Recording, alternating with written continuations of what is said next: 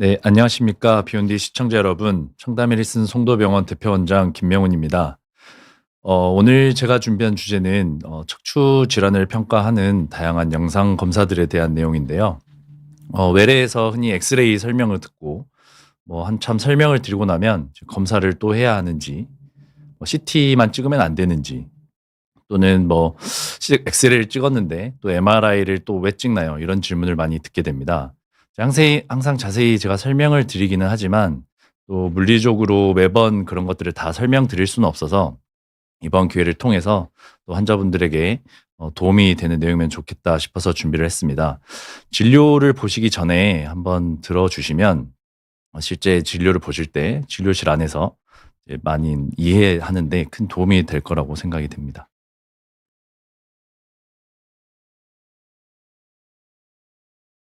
예, 저는 신경외과 전문이고요. 이제 척추 수술을 주로 하고 있고 그중에서도 척추 내시경, 특히 이제 단일공 내시경 수술을 이제 주로 하고 있습니다. 먼저 저희가 흔히 하는 검사는 엑스레이, CT 그리고 이제 MRI인데요. 이제 다음 사진을 보면 이제 세 가지 화면을 하나씩 가지고 왔습니다. 이 세 가지 검사를 나란히 놨는데 이 세 검사는 전부 한 환자분의 사진입니다. 예, 굉장히 특징적으로 잘 보여져서 이제 가지고 왔는데 이제 이것들에 대해서 한 가지씩 좀 알아보고 저희가 왜 이런 검사를 하는지, 그래서 수술을 하는데 또 어떤 결정을 내리는 데 도움이 되는지 이제 그런 것들에 대해서 말씀을 나눠 보도록 하겠습니다. 먼저 첫 번째 이제 엑스레이인데요. 엑스레이는 일단 검사 시간이 짧고 또 비용이 많이 들지 않아서 이제 경제적인 검사라고 볼 수 있습니다. 옆에 있는 엑스레이를 보면 이제 앞뒤면으로 찍는 사진과 측면에서 찍은 사진이 있는데 이 두 가지를 통해서 환자분의 척추의 별 상태를 볼 수 있고, 그래서 또 뼈의 모양이 어떤지, 변형이나 퇴행의 정도는 어떤지 이제 그런 걸 알 수 있습니다. 그리고 또 대략적인 골밀도를 보고 또 관절에 불안정이 있는지 없는지를 보는 게 이제 엑스레이 검사인데요. 이렇게만 봤을 때는 어느 게 변형이 있고 또 어느 게 퇴행이 있는지 처음 보시는 분들이나 검사에 대해서 잘 모르시는 분들은 모를 수 있을 것 같아서 이제 한 가지 비교 사진을 가지고 왔는데, 이 사진은 77세 여자 환자분의 사진이고 같이 비교해 볼 수 있는 사진은 이 22세 여자 환자분의 사진입니다. 이 두 가지 사진을 이제 나란히 놓고 봤을 때 기존 할머니 사진과 젊은 분의 사진을 보면 척추뼈는 이렇게 사각형으로 보여야 되는데 이게 변화가 있게 되면 이 뼈 모양이 뾰족해지고 또 뼈와 뼈 사이에 있는 이 디스크 간격이 불규칙해지면서 퇴행 변화를 보이게 됩니다. 그리고 대략적인 골밀도를 볼 수 있다고 했는데 이 골밀도 검사처럼 구체적으로 수치를 이제 정확하게 알 수는 없지만 이제 대략적인 이제 뼈의 밀도가 높겠다 낮겠다 정도는 확인할 수 있습니다. 젊은 여자분의 사진에 비해서 이제 척추뼈를 봤을 때 얼룩덜룩하게 보이고 또 세로 줄 무늬가 보이는 걸로 봐서는 골밀도가 좀 떨어져 있겠다 판단을 할 수 있고요. 엑스레이에서 한 가지 또 중요한 거는 이제 관절의 불안정을 보는 검사입니다. 엑스레이는 CT나 MRI와 다르게 이렇게 앞으로 굴곡해서 찍고 또 허리를 뒤로 이제 신전해서 찍는 두 가지 검사를 하게 되는데, 이제 이 두 가지 검사를 통해서 이제 불안정성을 확인을 하게 됩니다. 이제 왼쪽 굴곡 검사랑 신전 검사를 봤을 때 봐야 될 부분은 여기 요추 4 번, 5번 뼈와 이쪽 4 번, 5번 뼈를 봐야 되는데요. 좀 더 이해하기 쉽게 선을 그려 보면 이렇게 앞으로 굽혔을 때 뼈의 앞뒤선, 그래서 뒤로 폈을 때 앞뒤선을 구별을 했을 때 4번 뼈, 5번 뼈가 5 번에 비해서 4번 뼈가 이렇게 앞으로 전방으로 빠져나가는 이제 형태를 보이게 됩니다. 이게 뒤로 젖혔을 때는 다시 어느 정도 일직선상에 놓이게 되는데 앞으로 가면 이제 4번 뼈가 5번 뼈 앞으로 빠지면서 우리가 이제 전방으로 전이되어 있다라고 하게 되는데, 이러면 인제 수술 방법을 선택하는 거에 있어서 다른 이제 형태를 띠게 되고요. 이제 보통은 협착증이 간이 같이 동반되는 경우가 많습니다. 이제 전방전이증 같은 경우는 협착증이 많아서 감압술을 해야 되는데 이렇게 불안정성이 있는 경우는 추가적으로 유압술을 고려하는 경우가 있기도 합니다. 그래서 척추뼈의 앞을 봤을 때 정렬이 어긋나 있는지 확인할 수 있는 엑스레이를 설명을 드렸습니다. 그래서 이렇게 전방전이증이 있는 경우에는 아까 말씀드린 것처럼 추가로 이렇게 유압술을 선택을 하게 되는데, 이제 유압술도 최근에는 이렇게 단일공 내시경을 이용해서 이제 유압술을 얼마든지 수행을 할 수 있습니다. 그래서 이분 같은 경우도 전방전이증이 있는 상태에서 협착증이 동반됐고, 지금 여기 사진은 없지만 관절에 불안정이 있어서 이제 유압술을 시행을 했습니다. 전방전이증이 있다고 해서 전부 유압술로 이어지는 건 아니고, 아까 앞에서 보여드린 사진처럼 불안정이 동반이 되면 유압술을 고려를 합니다. 이제 다음에 말씀드릴 검사는 이제 EOS라는 검사입니다. EOS 검사는 이제 국내에 그렇게 많이 도입되어 있지는 않은데요. 이제 전신을 3D로 만들어주는 엑스레이라고 할 수 있습니다. 이제 우측이 이제 저희 병원에서 이제 찍는 모습을 이제 사진을 제가 찍어봤는데, EOS는 이제 척추의 전체적인 상태를 평가를 하고 또 다리를 평가를 하고, 그래서 이 두 가지를 통해서 전체적인 자세를 파악할 수 있습니다. 이제 특히 이제 성장기 소아나 성인까지도 같이 사진을 찍어서 이제 올바른 자세를 교정할 수 있게 계획을 하게 되는데, 이제 척추 평가 같은 경우는 뭐 전면, 측면 그리고 후면에서 찍어서 각도도 정확하게 측정을 할 수 있고, 그래서 이제 척추 변형의 정도를 평가를 할 수가 있습니다. 또 하지 같은 경우도 특히 이제 척추와 골반이 이어지는 밸런스가 굉장히 중요한데, 여기도 그 관계를 파악하기가 쉽고, 또 대퇴골과 경골, 이 다리의 길이를 이제 비교를 할 수가 있어서 거기에 인제 휘어져 있는 정도인지 뒤틀려 있는 정도를 이제 한 번에 확인할 수 있는 좋은 검사라고 할 수가 있습니다. 특히 좋은 것은 이제 저희가 흔히 인제 전체 보는 엑스레이를 찍게 되는데, 인제 홀스파인 엑스라고 그러는데, 되게 이 엑스레이를 한 번에 찍는 건 아니고요.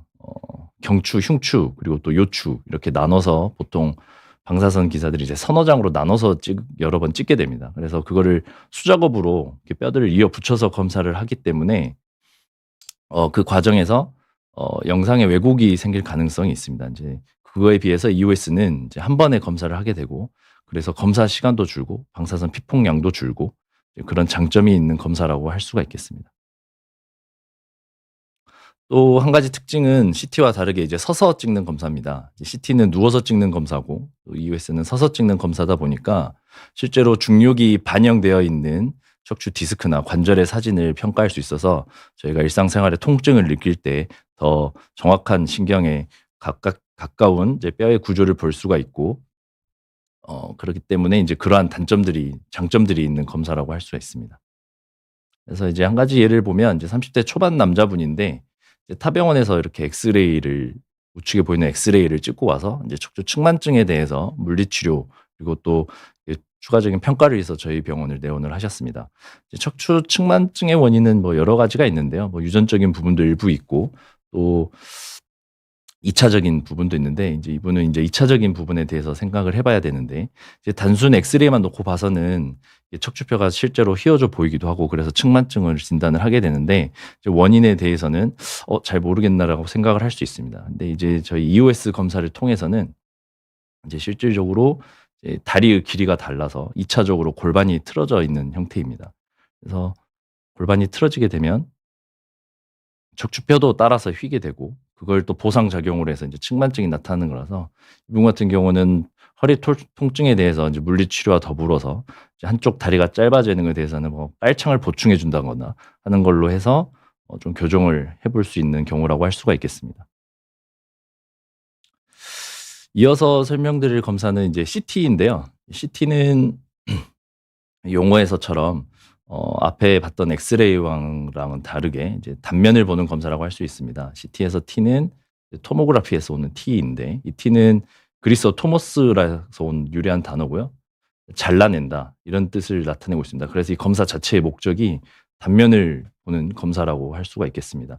또 추가적으로 뼈를 또 자세히 보고 또 단면 볼 수 있기 때문에 안쪽에 연부 조직을 볼 수가 있어서 저희가 외래에서 주사 치료를 할때 이제 도움을 받을 수 있는 검사입니다. 안쪽에 구조물들이 보이기 때문에 조금 더 안전하게 이제 주사 치료를 할 수 있고, 그 외에 여러 가지 시술이나 이런 것도 같이 볼 수가 있습니다.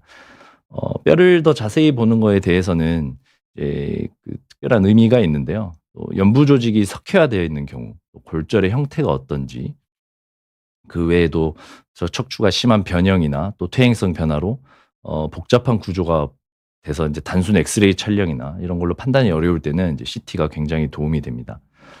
뒤에서 또 검사들을 설명드리면서 이제 MRI에 대해서 설명을 할 텐데 먼저 이제 이거와 비교를 하면서 한번 보겠습니다. 이분은 같은 환자분 사진이고요. 이제 동일 부위의 이제 사진을 단면을 가지고 왔습니다. 보시면 이제 우측이 이제 MRI 사진인데 MRI에서 이제 까맣게 보이는 부분, 특히 이제 여기 제가 마우스 포인터로 하는 이 부분이 디스크가 위치하고 있는 부위입니다. MRI에서는 디스크가 이렇게 좀 어둡게 비정상 디스크가 어둡게 보이는데 터져 나온 디스크가 이제 같이 이렇게 어둡게 보입니다. 그래서 이분은 디스크 추간판 탈출증, 디스크 파열로 보고 수술 준비를 위해서 이제 수술 전 검사로 CT를 찍었습니다. CT를 보시면 이제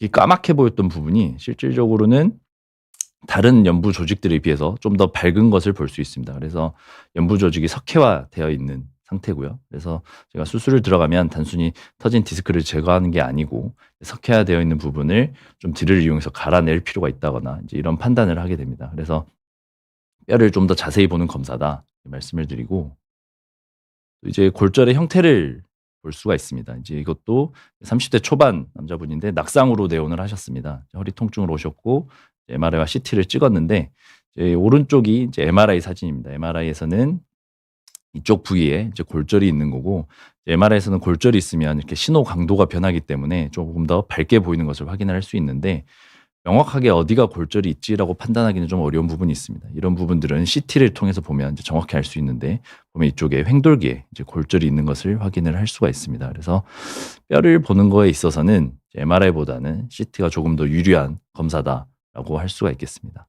이외에도 퇴행 변화가 굉장히 심한 분들은 이렇게 3차원으로 해서 좀 더 자세히 볼 수가 있는데요.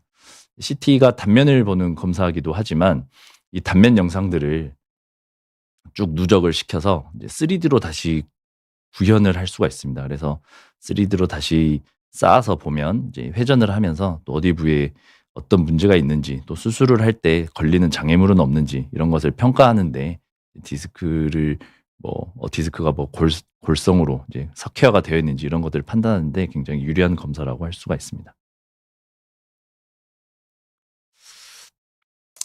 이제 목 디스크 환자 사진인데요. 이제 이분도 이제 CT를 찍어서 또 석회화된 거 여부를 판단을 하는 데 도움이 됐던 분입니다. 이제 53세 남자 환자분이고 왼팔 저림감하고 그리고 왼팔 힘이 떨어져서 내원을 하셨습니다. 엑스레이에서 이제 엑스레이 그리고 또 증상에서 환자분은 목 디스크가 강하게 의심이 됐고 그래서 MRI를 찍었을 때 경추 6번과 7번 사이에서 이렇게 디스크가 터져 나오고 신경을 압박하고 있는 것을 이제 확인을 하였습니다. 또 수술 전 평가를 위해서 같이 CT를 찍었는데 이 디스크가 그냥 단순히 디스크가 터져 있는 게 아니고 뼈가 주변에 자라나면서 같이 뼈 조직, 단단한 조직이 신경을 누르고 있는 것을 확인이 됐습니다. 이게 이제 중요한 이유는 단순히 디스크라고 하면 뒤쪽 부분을 조금 갈아내고 그리고 신경을 살짝 제쳐서 안에 있는 부드러운 디스크 조각을 제거를 하면 되는데 이렇게 뼈 조직이 단단한 경우에는 조금 더 드릴을 많이 해서 신경을 좀 제쳐서 여기 아래 바닥에 있는 뼈 부분들을 좀 갈아내야 하는 게 있기 때문에 이제 수술 방법이 조금 더 복잡해진다고 할 수 있습니다. 그래서 수술 전에 꼭 반드시 보는 검사기도 하고 그래서 MRI와 CT는 이렇게 보려고 하는 목적이 다르다 이렇게 알고 계시면 될 것 같습니다.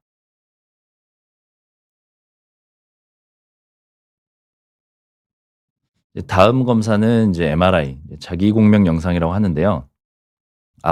앞서 말씀드린 엑스레이나 이제 CT와는 다르게 그 자기장을 이용해서 하는 검사입니다. 그래서 방사능에 노출된 위험이 없고 이제 원리를 간단하게 설명을 드리면 이제 우리 몸은 되게 물로 많이 이루어져 있습니다. 대부분 이제 물로 이루어져 있는데 이제 물을 보면 이제 수소 원자가 들어 있습니다. 그래서 몸에 이제 강한 자기장을 가하면 그 몸에 있는 수소 원자들이 이제 공명 현상, 떨게 되는데 그게 이제 조직마다 그 정도가 달라서 그거를 이제 신호를 받아서 색깔 변화가 있이 구별을 해서 저희가 볼 수 있게 해주는 검사입니다. 그래서 근육, 신경, 인대 이런 CT에서는 잘 구별이 되지 않던 이제 연부 조직들이 명확히 구별을 할 수 있는 장점이 있습니다. 다만 아까 CT에서 이제 봤던 것처럼 이제 뼈 조직들은 수분이 없는 경우가 있어서 이렇게 그거는 이제 좀 구별이 어려워서 이거는 CT가 조금 더 장점이 있는 거고요. 그 외에 연부 조직을 볼 때는 이제 MRI가 굉장히 우월한 검사다라고 말씀을 드리고 있습니다. 그래서 저희가 보통 뭐 디스크 수술을 한다거나 이제 협착 수술을 하는 경우에는 되게 신경이나 이런 데 눌리기 때문에 얘네들을 구별을 하기 위해서는 필수적인 검사라고 할 수가 있습니다. 이거를 이제 뭐 간단하게 이제 그린 오식도 검사인데요. 이제 아래쪽이 이제 MRI 검사고 이제 위쪽이 이를 간단하게 그려본 이제 모식도입니다. 이제 MRI를 볼 때 이제 설명을 드리면 일단 MRI도 마찬가지로 누워서 하는 검사이기 때문에 이거 누워 있는 장면을 보고 있다고 생각을 하시고 아래쪽이 등 그리고 위쪽이 배가 되겠습니다. 그래서 이제 그거를 이제 몸을 그 축의 횡단면을 이제 자른 거를 보게 되는데 이제 발바닥에서 머리 쪽으로 올려다보는 사진이라서 보이는 사진의 왼쪽이 실제로는 오른쪽, 오른쪽이 실제로는 왼쪽입니다. 그래서 발바닥에 올려본 사진이고 이걸 간단하게 그리면 이런 형태로 그림을 그리게 되는데 이제 근육 그리고 후궁이라고 불리는 뼈, 근육 이렇게 있고 이제 저희가 관심 있는 부분은 여기 가운데 하얀 동그라미로 보이는 이제 신경 부분입니다. 이 신경이 좁아지면 협착증이라고 하는데 오른쪽은 안 좋아졌을 때 사진입니다. 그래서 보면 이 V자로 되게 검게 보이는 부분이 있는데 이제 이 부분이 어 인대입니다. 그래서 인대가 두꺼워지면서 가운데 있는 신경이 눌리는 게 협착증이고 이제 이러면 이제 통증이 나타나게 되고요. 그리고 요 위쪽에 있는 게 여기가 이제 정상적으로 이제 디스크가 있는 공간입니다. 그래서 MRI 사진을 보시면 이쪽 위쪽에 디스크 상태를 보고 가운데 신경의 상태를 보는 거라고 쉽게 생각을 하시면 되겠습니다. 이제 저희 수술 환자분 사진인데 위쪽 사진을 먼저 보시면 요추제 4번과 5번 사이에 척추관에 협착증이 있습니다. 70세 남자 환자분이셨고 보시면 가운데 하얗게 정상적으로 보여야 될 신경이 눌려서 까맣게 보이는 걸 볼 수 있습니다. 이제 측면 사진을 봤을 때도 이렇게 위에서부터 길게 내려오는 신경이 막혀서 이제 잘 통하지 않는 걸 볼 수 있고 이를 통해서 이제 내시경 수술로 제거를 하면 좁아진 신경이 크게 넓어지는 것을 확인할 수 있고 옆에서도 이렇게 개통이 되는 걸 볼 수가 있습니다.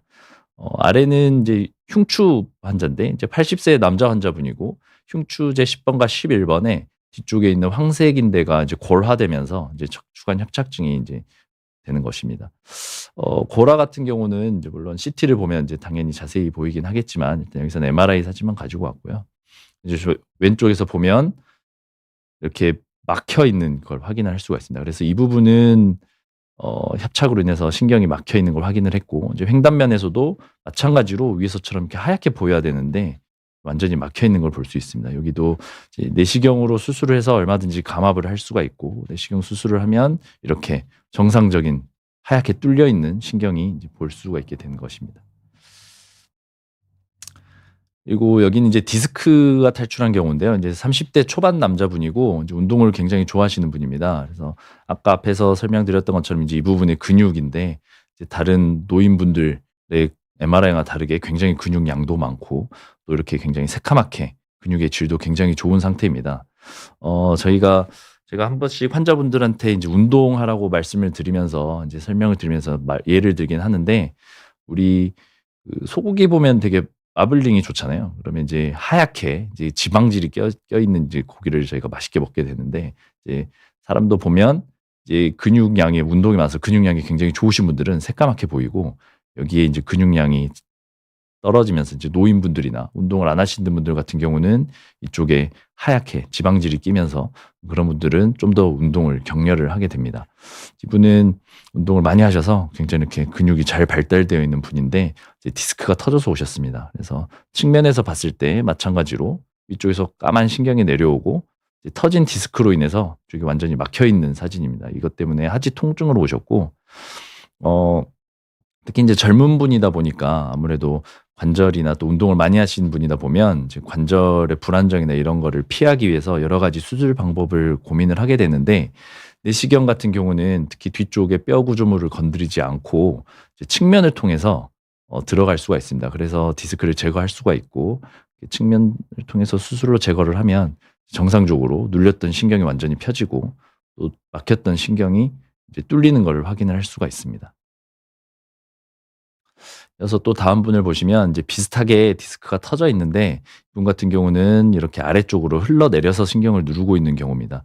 흘러내린 디스크가 확인이 되고 또 이쪽에도 까만 디스크 조직이 터져 나와서 가운데 하얀 신경을 누르고 있는 걸 보게 되는데요.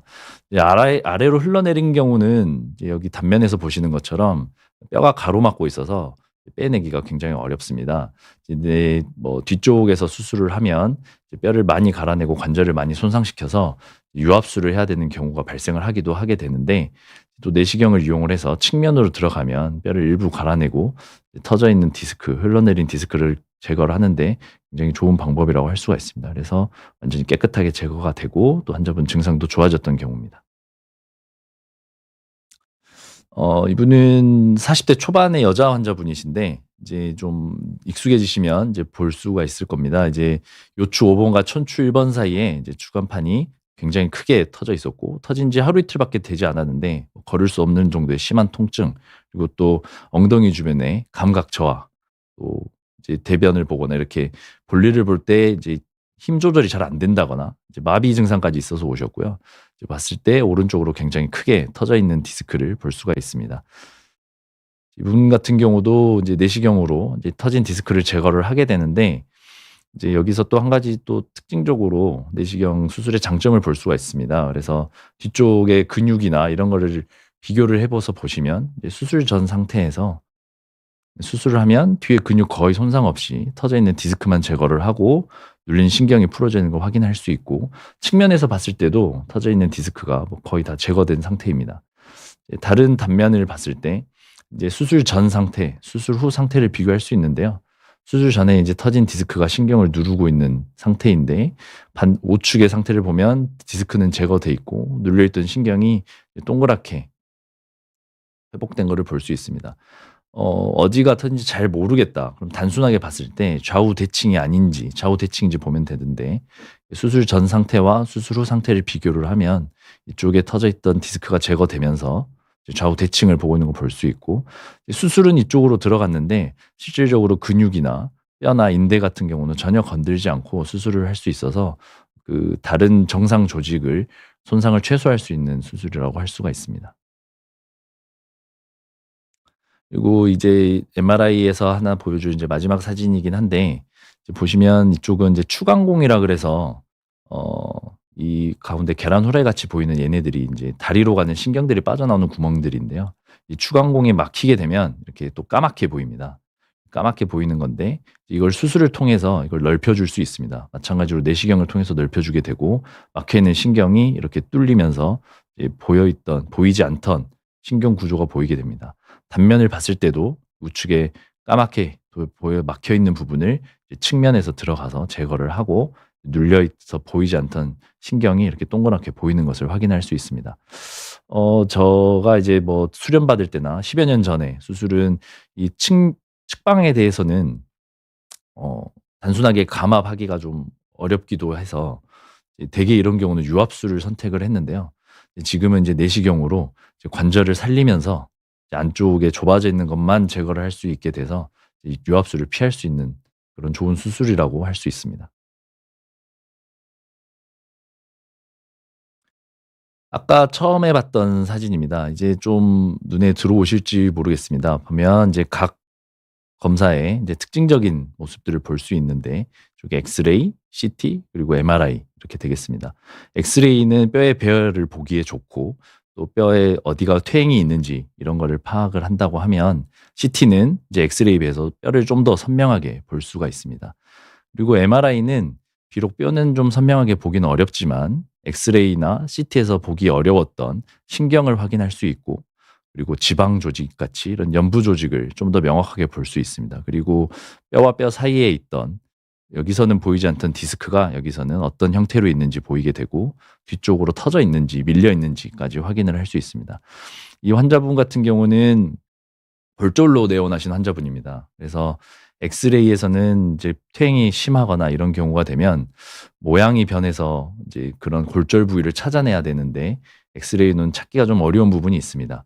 CT도 마찬가지입니다. 이게 급성골절의 경우에는 이제 그 뼈 경계가 끊어지면서 이제 골절을 확인을 하게 되는데 CT에서도 마찬가지로 찾기 어렵지만 이제 신호 강도, 그 조직의 변화에 따라서 다른 신호 강도를 보이는 MRI에서는 이렇게 색깔의 변화로 나타납니다. 그래서 실제로 최근에 있었던 골절은 이렇게 엑스레이와 CT로는 발견해내기 어렵지만 그래서 MRI에서는 볼 수 있고 가끔 이제 질문을 하시는 게 저는 골절인데 골절이면 뼈를 잘 볼 수 있는 검사는 엑스레이나 CT라고 하면서 왜 MRI를 또 찍나요로 여쭤보시는 분들이 있는데 이렇게 모양이 변하지 않거나 아니면 타박상 같이 이렇게 뼈에 멍이 든 정도의 골절 같은 경우 특히 이제 모양만 봐서는 이게 최근에 깨졌는지 뭐 몇 년 전에 깨졌는지 이렇게 알 수 없는 것 같은 경우에는 MRI를 활용을 하면 이제 최근의 골절을 이제 감별을 해낼 수 있습니다. 그래서 이런 서로 이제 각각의 검사의 장점을 볼 수가 있고요.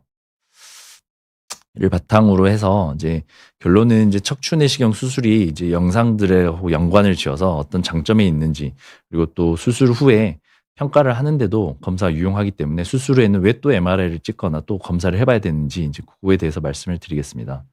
먼저 척추 내시경 수술의 기존 현미경 절개 수술과 비교를 했을 때 가장 중요한 차이 두 가지라고 하면 시야의 차이 그리고 또 이 화면을 보는 그 렌즈가 어디에 위치하고 있느냐의 차이라고 할 수가 있는데요.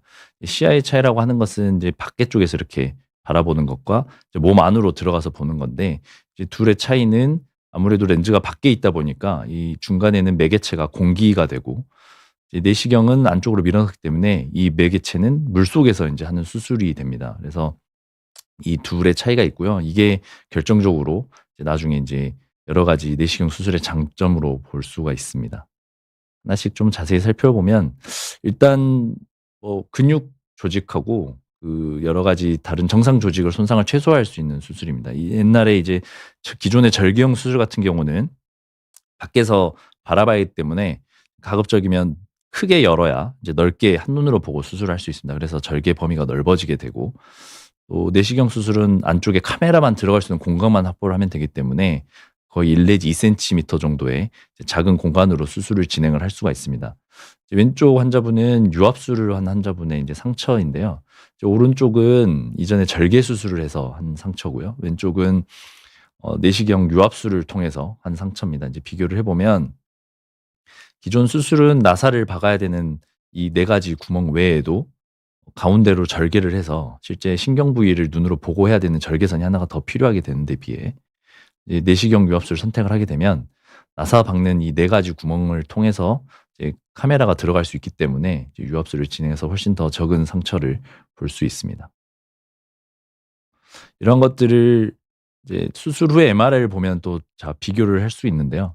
기존에 절개 수술을 했을 경우에는 넓게 열고 들어가기 때문에 아무래도 근육 손상이 많습니다. 그래서 이 환자분 같은 경우는 여기 하얀 부분을 통해서 들어갔는데 원래는 이제 반대쪽처럼 정상적으로 근육이 있었던 부위인데 수술 후에 이 근육을 어쩔 수 없이 제거를 하게 되면서 이 부분이 이제 지방질로 대체된 걸 볼 수 있고요. 이제 이렇기 때문에 수술 후에 통증이 좀 오래 간다거나 관절에 손상이 있다거나 하는 것과 연관이 있다고 볼 수 있습니다. 반면에 내시경 수술은 카메라를 깊이 쑥 박아 넣기만 하면 되기 때문에 후방에 근육이 그대로 유지되고 있는 것을 볼 수가 있습니다. 어 이렇게 그럼 작은 상처가 어떤 장점이 있느냐? 이제 상처가 작게 되니까 당연히 열고 닫는 시간도 줄어들고 그래서 수술 시간이 줄어들게 되고 또 입구가 작고 물속에서 수술을 하는 거다 보니까 수술 후 감염률도 굉장히 낮습니다. 그래서 내시경 수술을 하면 이제 거의 감염이 없다고 보셔도 될 정도로 이제 그런 장점이 있는데 이 환자분 같은 경우는 한 2cm 정도 크기만 해서 이제 두 군데 수술을 한 겁니다. 이제 3-4번 수술을 한번 하고 같은 구멍으로 카메라만 아랫방으로 옮겨서 이제 4-5번 수술을 시행을 했는데 이제 MRI로 비교를 하면 이렇게 3-4번 협착증, 4-5번 협착증이 있어서 이제 신경이 뚫려 있지 않고 두 군데서 막혀 있는 걸 볼 수 있습니다. 기존의 절개형 수술이라고 하면 이쪽부터 여기까지 이렇게 길게 절개를 해야 이 두 개를 다 볼 수 있기 때문에 그렇게 수술을 했을 텐데 이제 내시경은 카메라를 한 곳만 해서 위로 보고 아래로 보고 이렇게 해서 가운 두 군데를 다 볼 수 있고요. 그래서 카메라 넣을 수 있는 구멍만 확보가 되면 안쪽에서 두 군데 수술을 전부 가능합니다. 횡단면을 봤을 때 협착증이 있는 건데 수술을 함으로써 이제 정상적으로 넓어지고 신경이 확보가 되는 걸 볼 수 있고 측면에서도 두 군데가 전부 뚫리면서 이제 막혔던 신경이 이제 길게 열려 있는 거를 볼 수 있습니다. 상처가 적은 거의 또 하나의 장점은 결국엔 수술 후에 인제 통증이 줄어드는 겁니다. 여러 가지 여러 논문 국제 논문 학술지에도 많이 게재가 됐는데 이제 기존 여러 사는 이 초록색 수술 전후의 수술 직후의 통증과 비교를 했을 때 양방향이든 단방향이든 이제 내시경 수술이 통증이 훨씬 더 많이 줄어드는 거를 볼 수 있고요. 또 이게 결국에는 모든 게 한 가지로 인제 귀결이 되고 또 저희 수술을 하는 저희 의료진 입장이나 수술을 받는 환자분 입장에서도 이 한 가지 목표가 있습니다. 바로 빨리 회복해서 빨리 일상으로 복귀하는 건데 이제 이거가 인제 최종적인 내시경 수술의 목적이 되는 거죠. 그래서 저희 병원에서는 인제 일반적으로 그냥 단순 감압술을 하는 경우에 시술 시간은 뭐 1 시간 정도면 되고 또 수술 시간 자체가 짧다 보니까 굳이 전신 마취를 하지 않고 척추 마취만 해서도 충분히 수술을 마무리할 수 있습니다. 그래서 척추 마취만 풀리게 되는 서너 시간 뒤면 뭐 간단하게 식사도 하시고 보행도 가능하시고 또 수술이 끝나고 나면 기존에 있었던 통증도 없어질 뿐더러 수술 후에 통증 자체도 많이 없기 때문에 이틀이나 3일 정도 3-4 일이 넘어가면 집에 귀가할 수 있게 됩니다. 그래서 기존에 절개를 했을 때 수술은 대개 일 주일에서 열흘 정도 최소 입원을 하긴 했고 또 수술 부위 감염 여부를 보려고 한 열흘 정도 입원 기간을 잡았는데 그에 비해서 내시경 수술은 한 3-4일 정도면 충분하다 이렇게 말씀을 드리고 있습니다. 결국에는 이런 빠른 회복 그리고 짧은 수술 시간 이제 감염에 적어지는 감염 이런 것들을 통해서 봤을 때 척추 내시경 수술의 장점이라고 하면 어 고령 그리고 또 중증 내과 질환에서도 이제 수술을 할 수 있다는 것입니다. 왼쪽 사진과 오른쪽 사진 보면 단순 감압술이긴 한데 왼쪽 환자분은 이제 95세 여자 환자분 수술 사진이고요. 오른쪽은 신장이 식해서 한쪽 신장이 이제 없으신 분 수술 사진인데 기존 절개 수술하면 수술도 뭐 2-3 시간 걸릴 거고 또 전신 마취를 고려해야 된다고 하면 여러 가지 좀 위험 부담이 있고 좀 꺼려지는 부분도 있는 게 사실입니다. 그런데 인제 내시경을 통해서 이제 이런 고령과 중증 뇌과 질환이 있는 경우에도 수술을 충분히 해낼 수 있다. 이렇게 말씀을 드리고 싶고요. 결국에는 척추 내시경 수술은 1 차적으로 단순하게는 근육과 뭐 조직 손상이 적은 것부터 인제 시작을 하지만 결국에는 인제 여러 가지 장점이 있습니다. 저희 조직 손상이 좋기 때문에 척추의 안정성이 유지가 되고 또 상처가 작고 수술 부의 통증이 정서 회복이 빠르다고 할 수 있고요. 또 절개가 작아서 수술 시간도 짧습니다. 그래서 상처가 작고 수술 시간이 짧으니까 당연히 수술 후에 감염도 매우 적겠고 특히 공기가 매개가 아니고 물속에서 하는 수술이다 보니까 수술 시간 내내 인제 물로 계속 세척을 해내는 효과가 있습니다. 그래서 감염도 뭐 거의 없다시피 하고요. 또 이렇기 때문에 결국에는 저희의 최종 목표인 이제 일상으로의 복귀도 빠르다고 할 수 있고 이제 이러한 특징이 있기 때문에 또 고령이나 내과 질환을 동반한 환자에서도 얼마든지 수술이 가능하다 이렇게 생각을 할 수가 있습니다. 근데 이제 장점만 말씀을 드렸는데 그럼 단점은 없냐?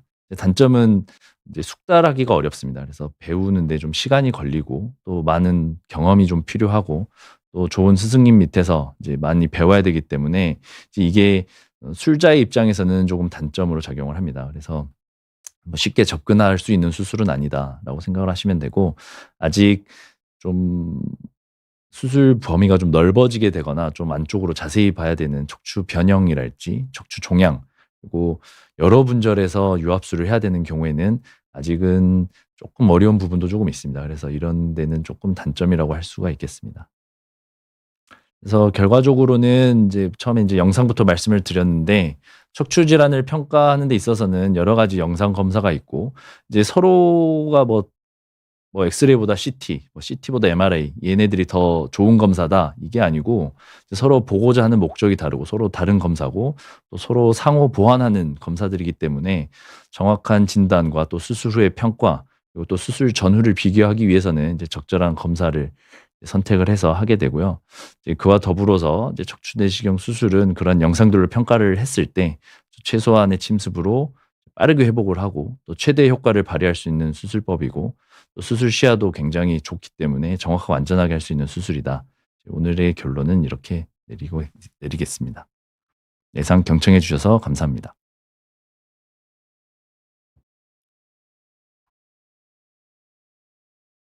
네, 이제 뭐 질문이 들어왔는데요. 이제 인생 후반전님께서 질문을 해 주셨습니다. 척추 수술을 할 때 병원 선택은 어떻게 해야 되는지 궁금합니다. 아 질 질문이 좀 난감한 부분이긴 한데 어느 병원이든지 뭐 수술 방법이 다르지 않습니다.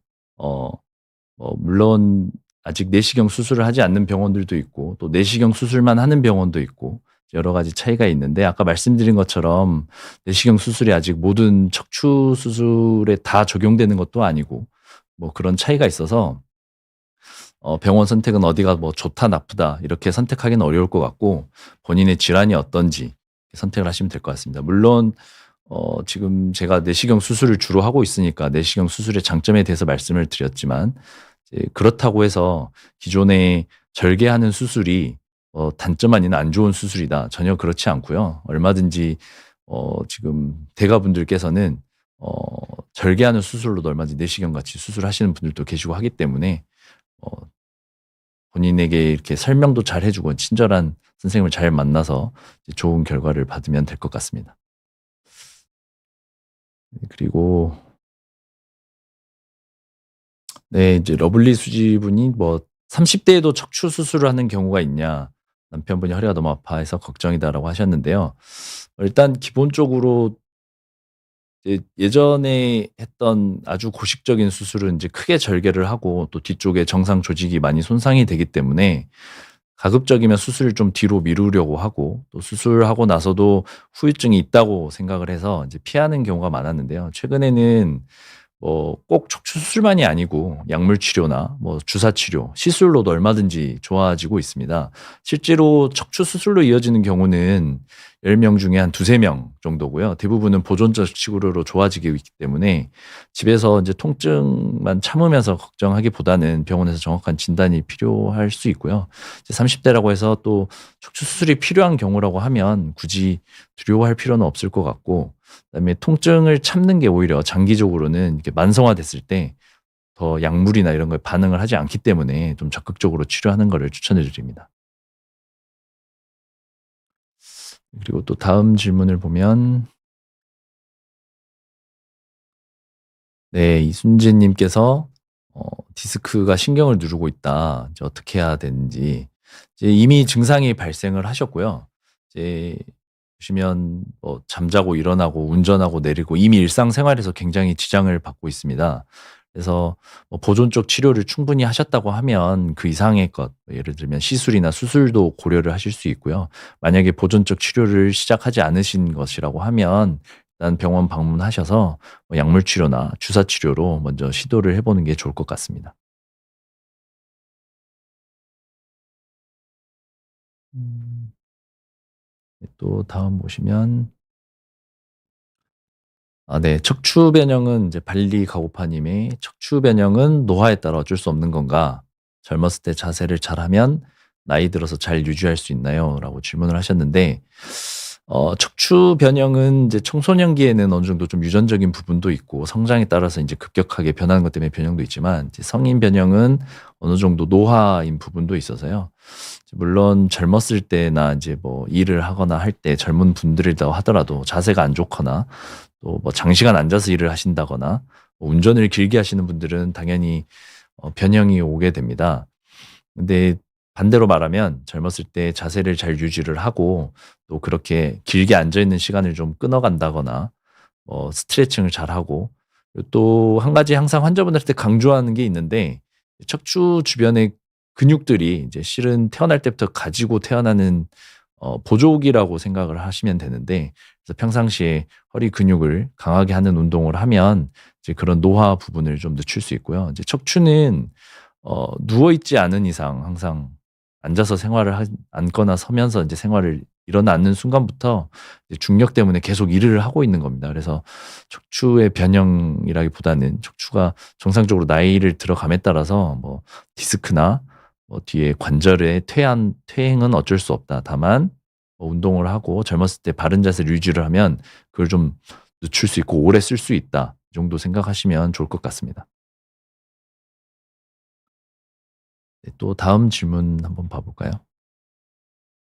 네, 송하연 님이 MRI에서는 방사선 피폭은 걱정 안 해도 될까요? 네. 아까 말씀드린 것처럼 엑스레이와 CT는 방사선을 이용해서 촬영하는 검사고요. MRI는 이제 몸의 이제 자기장을 이용을 해서 하는 검사입니다. 그래서 MRI는 방사선 피폭에 대한 걱정을 안 하셔도 되는데, 이제 다만 이제 뭐 인공 심박동기가 들어있거나 이렇게 안에 이제 구조물, 금속 구조물이 있는 경우는 이제 상담을 하시고 하셔야 되고요. 이제 예전 같은 경우는 그 인공 심박공기가 이렇게 강한 자기장 영향을 받으면 그 세팅해 놓은 세팅 값이 변한다거나 이런 문제가 있어서 이제 그 인공 심박동기 회사 직원이 오셔가지고 MRI 검사일에 맞춰서 오셔서 세팅을 좀 변경을 한다거나 뭐 이런 경우도 있었는데, 또 최근에는 이제 많이 기계들이 좋아져서 크게 걱정도 안 해도 된다고 해서 뭐 그렇긴 합니다. 근데 MRI는 방사선과 관련 없다, 이제 자기장과 관련된 검사다라고 말씀을 드립니다. 네, 또 다음 질문 봐보겠습니다. 네, 낚시하는 아재님이 이제 척추 수술을 하면 통증이 아예 전부 없어지나 아니면 조금 남아 있나 질문을 하셨는데, 척추 수술을 하면 이제 내시경 수술로 이제 뭐 말씀을 드려야 될 것 같은데요. 이제 기존 수술을 하기 전에 신경이 눌려서 나타났던 증상은 뭐 거의 전부 없어진다고 보셔도 됩니다. 단지 이제 통증 외에 뭐 마비가 있다거나 감각의 변화가 있다거나 뭐 힘이 떨어지는 것 같은 신경 손상이 어느 정도 비가역적, 다시 되돌아올 수 없는 강을 건너기 시작한 증상 같은 경우는 수술을 해도 후유증이 조금은 남아있을 수 있습니다. 그런데 이제 통증이나 단순 통증이나 저림감 같은 경우는 대부분 이제 가역적인 증상이라서 이제 수술을 적절한 시기에 받게 된다면 이제 그런 통증은 거의 없어지게 되고요. 대신 내시경 수술이라고 할지라도 아까 수술 후 통증에서 봤을 때 그 통증 점수가 아주 0점이 되거나 그러진 않습니다. 그래서 뒤쪽을 근육이나 이런 일부 조직에 손상은 있을 수 있어서 수술 후에도 뭐 일상생활을 하면서 느낄 정도의 통증은 아니지만 이따금씩 조금 불편한 느낌이 있다거나 이제 그 정도의 통증은 경우에 따라서 있을 수 있습니다. 그래서 뭐 전부 없어진다라고 하는 거는 조금 과장된 표현일 것 같고, 수술 후에 일상생활 할 정도로 불편하진 않다, 이 정도 생각하시면 될 것 같습니다. 네, 다음 이제 키보드 매니아 분께서 질문을 해주셨는데, 허리를 삐끗해서 디스크가 터질 수도 있나요? 라고 질문을 하셨는데요.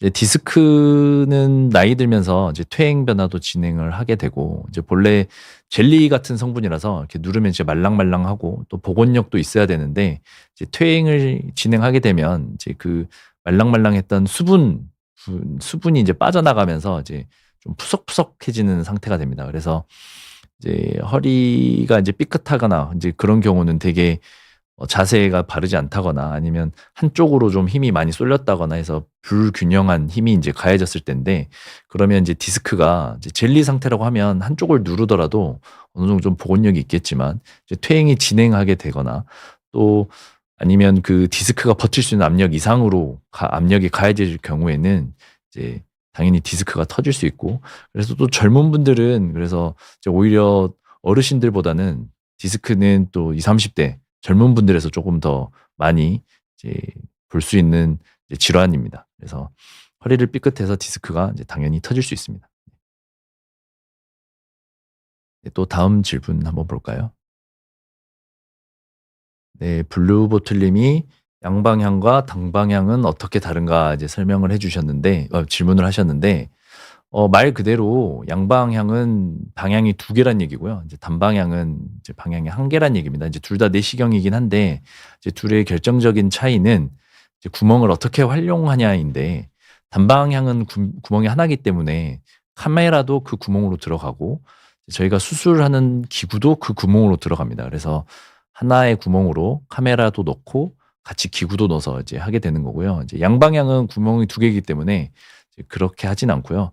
하나의 구멍으로는 카메라를 넣고 반대쪽으로 다른 구멍으로는 이제 뭐 드릴이나 이제 뭐 집게랄지 이런 수술 기구를 넣게 됩니다. 그래서 이제 이것 때문에 또 서로의 이제 장단점이 있게 되는데, 양방향은 이제 카메라를 약간 좀 뒤에서 멀리 보고 전체적으로 보면서 했기 때문에 뭐 수술하는 입장에서 시야도 좀 원활하게 확보되는 경향이 있고 이제 뭐 일반 이전의 절개와 비슷한 이제 동작으로 수술할 수 있어서 이제 술자가 쉽게 배울 수 있는 상대적으로 쉽게 배울 수 있는 수술이고요. 이제 단방향은 하나의 구멍에 카메라를 놓고 거기서 인제 조작을 하기 때문에 어 이제 뭐 절개나 이런 거는 인제 하나를 해서 하기 때문에 뭐 조직 손상이나 이런 거는 쪼금 더 적게 할 수 있고 또 수술 인제 반면에 인제 술자의 입장에서는 이제 그동안과 전혀 다른 수술이라고 할 정도로 좀 배우는 데 좀 난이도가 있는 수술입니다.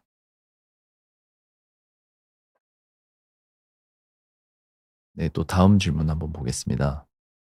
네, 네보월드 님께서 "내시경이 가능하다면 절개보다 내시경 수술이 좋은 거냐."고 여쭤보셨는데 인제 아까 말씀드린 것처럼 정말 고수 옛날 저희 스승님들 분 중에 정말 고수분들은 절개 수술도 마치 내시경 수술처럼 하시는 분들이 간혹 계십니다. 그래서 이게 서로가 이제 뭐 좋다 나쁘다기보다는 이제 되게 일반적인 관점에서 이제 내시경 수술은 아무래도 상처가 적게 내는 경향이 있고 또 조직 손상이 적다 보니까 회복이 이제 일반적으로 대개는 이제 빠르고 이제 뭐 환자분들이 느끼기에는 조금 더 통증도 덜 느끼고 뭐 이런 장점이 있는 수술인 건 맞습니다.